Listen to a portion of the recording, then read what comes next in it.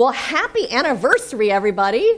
If you don't know, today's our 7th anniversary here.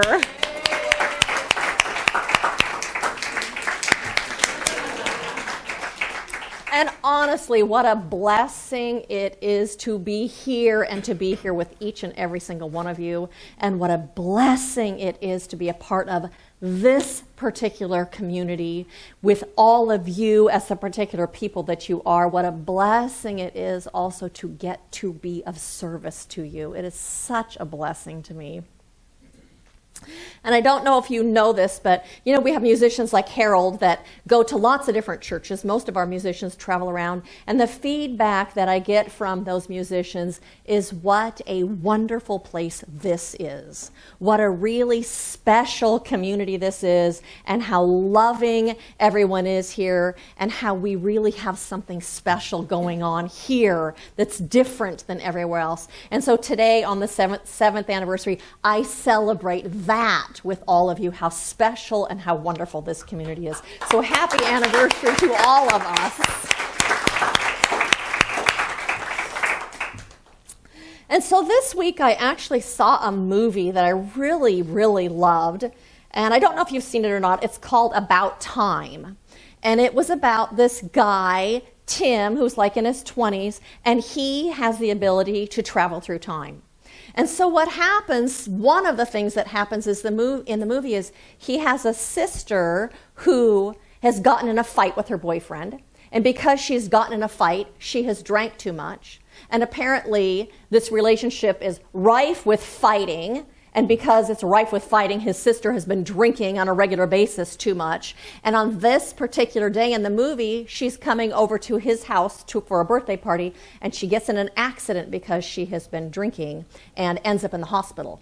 And so he and his wife go to see her in the hospital, and he is so distraught by her injuries that he decides to go back in time and undo the cause of this.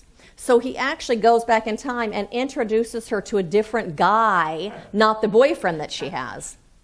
But what happens is then he goes back into regular time and realizes because he changed that, because he went back and changed that, some other things in the world and in his life have changed as a result.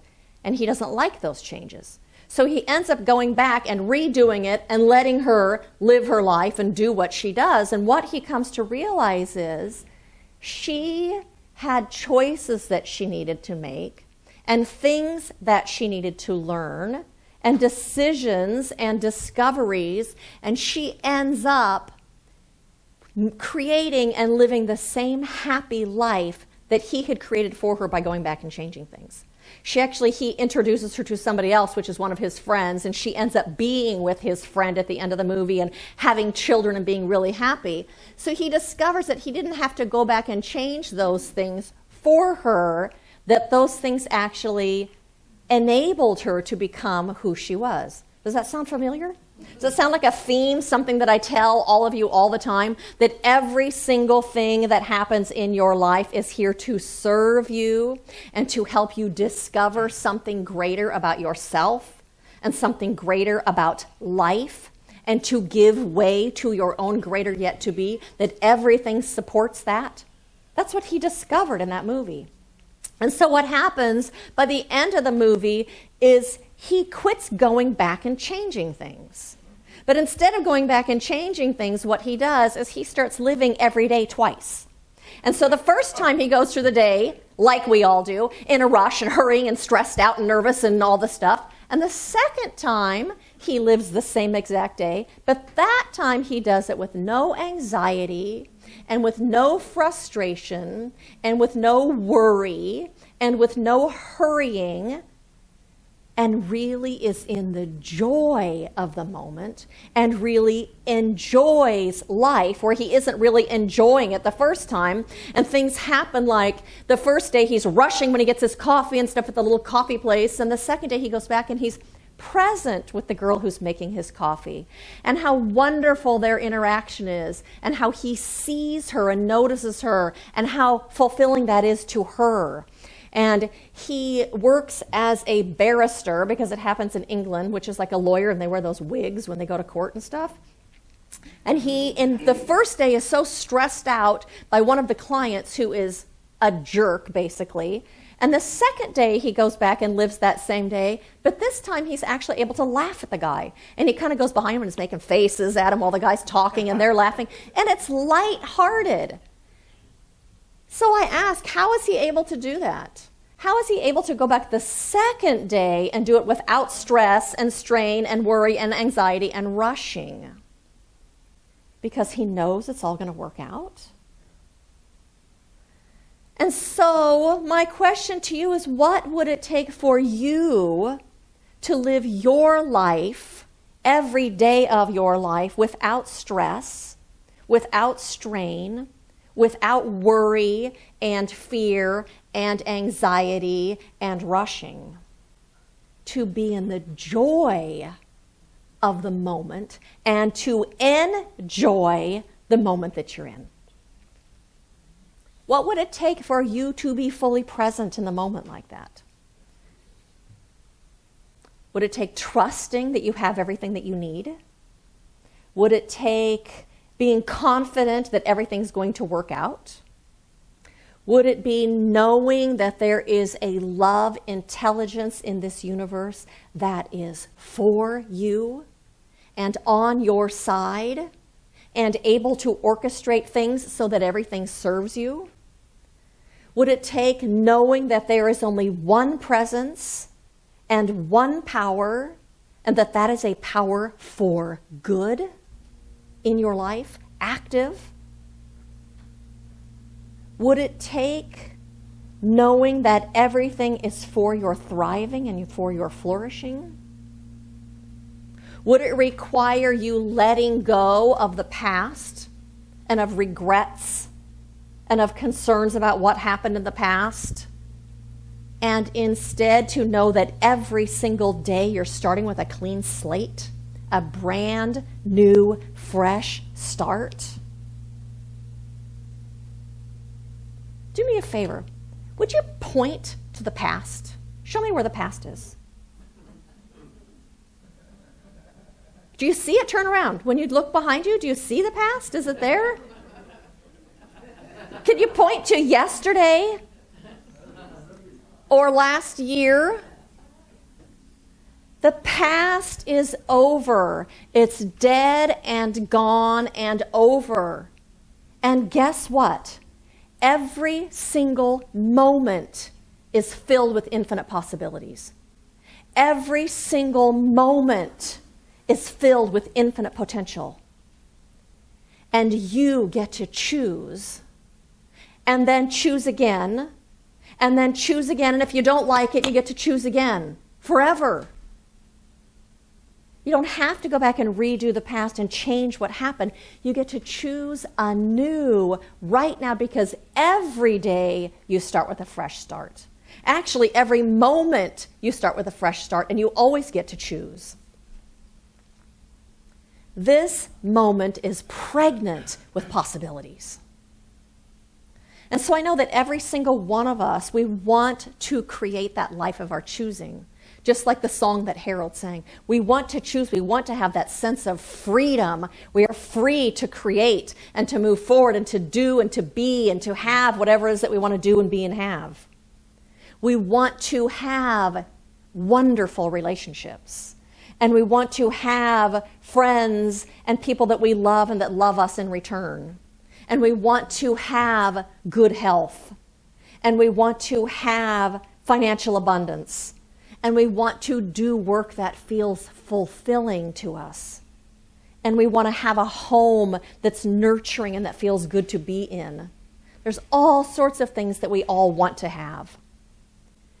And we have the power to create every single one of those things now. I think one of the problems is sometimes we think that we are stuck because of choices that we've made in the past. We say things like, I chose to go to nursing school, so I guess I'm just going to have to be a nurse forever. Or I chose to go to computer school or whatever it is that you did back there. I chose this, so I'm going to have to do that forever. Or we hold on to regrets for the choices that we made in the past. And we say things like, why did I quit that job in order to have kids? If I'd only stayed in the job market, then my skills would be up to date and I could get a new job now. Or we say things like, why did I get married so young and not explore this world and not travel and not do those things? Or we say, why didn't I go back to school when I was 30? Or why didn't I go back to school when I was 40 or 50 or whatever it is, the story that we're telling ourselves? Or why did I work so hard my whole life and not develop friendships and relationships, or not develop and spend time with my kids? All those things. But you know what? The past does not determine the future. And the past does not determine the present moment. The choices that you make right now determine the future. The choices you make in this moment are the things that create what you step into next. And so I read a story that I'd like to share with you this week. It says, today my dad is the best dad I could ask for. He's a loving husband to my mom. He's always making her laugh. He's been to every one of my soccer games since I was 5, and now I'm 17. And he provides for our family as a construction foreman. This morning, I was searching through my dad's toolbox for a pair of pliers, and I found a dirty, folded-up piece of paper at the bottom of his toolbox. It was an old journal entry in my dad's handwriting, dated exactly 1 month before the day I was born. I'm 18 years old, is what it said on the note. I'm 18 years old, an alcoholic who is failing out of college, a past cutter, a child abuse victim, and a criminal record of auto theft. And next month, quote, teen father will be added to this list. But I swear I will make things right for my little girl. I will be the dad I never had. And she says, I don't know how he did it, but he did. We are never limited by our past choices and by our past actions and what we've done. We are always free to choose and to choose again, and life supports us in that choosing and supports us in living our best life and supports us in thriving and being our best. So the past doesn't determine the future or this moment. Our choices do, and our choices that we make are absolutely based in our beliefs and our attitudes and our perceptions about what is possible, about what we can do, about how we're supported or not supported. And so it behooves us to look at then what it is that we're believing. It behooves us to look at the stories that we're telling ourselves and what we're saying to ourselves. Are you telling yourself that things have been a certain way in the past and therefore that's how they will always be? Are you telling yourself things like, that one time I tried public speaking and it was so terrible, the audience laughed at me because I lost my place or I dropped my papers or I stumbled up the stage or whatever, and it was so embarrassing, I'm never going to do public speaking again? Or do you tell yourself that one time I invested that money and I made a bad investment, so I'm just no good at investing and I'm going to put my money in the bank and earn 0.1% on my money in the bank? Do you say, I failed at whatever, fill in the blank, and therefore I just am no good at this? And let that past determine who you are in the future and what you do? Do you tell yourself the opportunities have passed? There's no more opportunities. My choices are over. I have a question for you. Have you ever seen a 5-year-old pessimist? Have you ever seen a 5-year-old fall down on their bikes and say, oh my gosh, and I skinned my knee, I'm never getting on a bike again? No, a 5-year-old falls off their bike and skins their knee and they cry and then they wipe their tears off and then they get back on the bike and they try it again. They live in possibility. They know those possibilities are boundless and endless. That's the paradigm they live from. That's their focal point, and that's their focus, and that's the lens through which they look at life. And if you didn't have that belief, you would never walk, or you would never have learned to ride a bike, or you would never be in a relationship, because God knows you had your heart broken at some point in time. So are you telling yourself that the past is going to determine the future? You can't do this because it didn't work back then? Or are you telling yourself that you live in a universe that has no confines and no limits?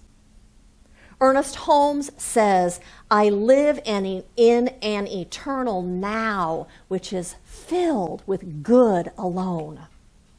Will you say that? I live in an eternal now, which is filled with good alone. And one more time. I live in an eternal now, which is filled with good alone. That is the truth. Do you tell yourself that life is for me? That life is for my flourishing, and that all I need is supplied to me in the moment that I need it? Do you tell yourself that the universe is on your side? Do you use the affirmations to remind yourself of the truth that you forget when you start telling yourself those stories that life is going to repeat itself again?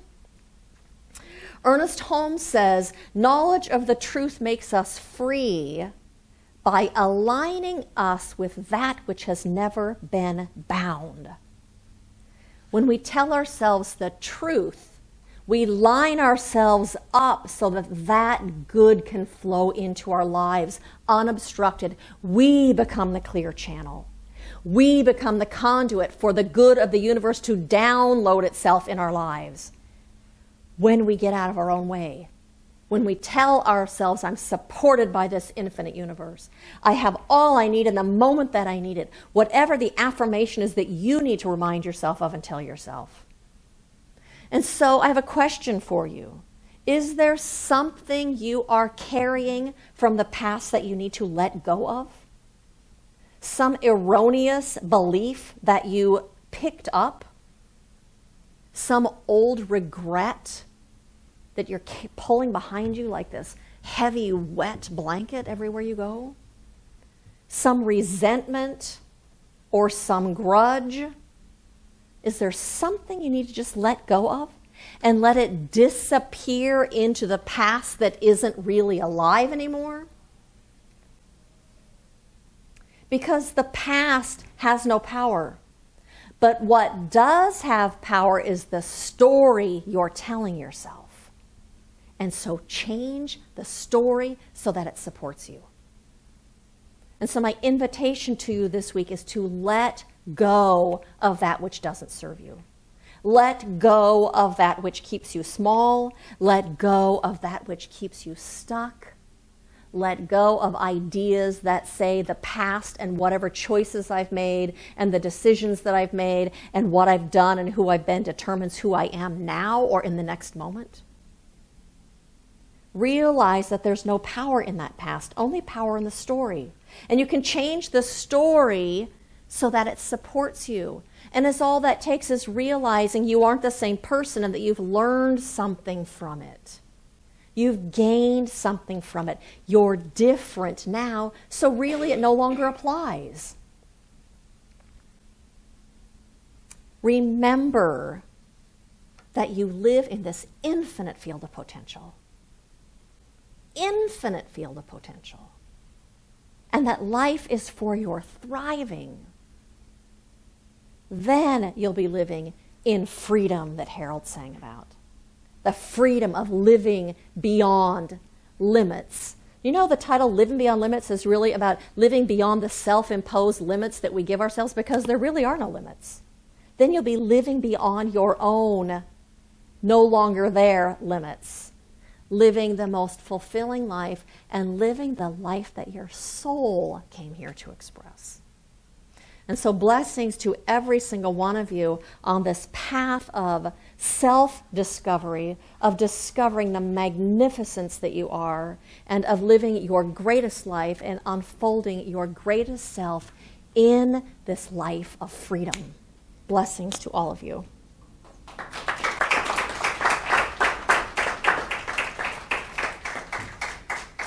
And so I invite you to join me in an affirmative prayer. And so we take our attention from this material realm and instead we turn it to this invisible but ever-present field of infinite potential, recognizing that this field is none other than the presence of that infinite one. That thing, by whatever name we call it, God, spirit, mind, intelligence, universe, the infinite, the divine, whatever, that is this presence of infinite potential and of boundless good and of endless possibilities. We live in this field, and this presence is the very essence of our life. This presence, the very essence of our spirit. This presence is the only presence and the only power and the only reality, ultimate reality in this universe. And so today we step beyond any false and self-imposed limitations. We step out of the past knowing that it has served our growth and it has served our unfolding and it has served our self-discovery, and we step into the fullness of this new now moment that is pregnant with possibility. We step into this moment fully aware of spirit that supports us and nurtures us and sustains us and maintains our very lives. Knowing that as we turn to it, it turns to us, for it has always been right where we are. Knock and the door shall be opened. And we find that we have been knocking from the inside. That presence has always been right where we are. And so today we say yes to this expanded life, and yes to this life of freedom, to this creative agency of the universe, and we allow it to unfold as our most magnificent life and as the fulfillment of our heartfelt dreams. And so it is with a heart filled with gratitude that I am so grateful for this opportunity, for this truth. And so we step out, and I say, thank you, God, and so it is.